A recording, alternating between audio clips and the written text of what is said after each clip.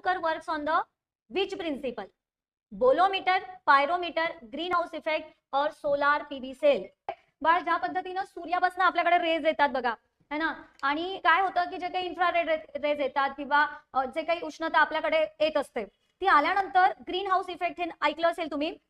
पृथ्वीच्या वातावरणामध्ये जे वायू आहे जसं क्लोरोफ्लोरोकार्बन आहे, हायड्रोफ्लोरोकार्बन आहे, कार्बन डायऑक्साईड आहे, सल्फर डायऑक्साईड आहे, याला आपण ग्रीन गॅस पण म्हणतो. तर ह्या काय करतात रे, या त्या उष्णतेला वातावरणाच्या बाहेर जाऊ देत नाही.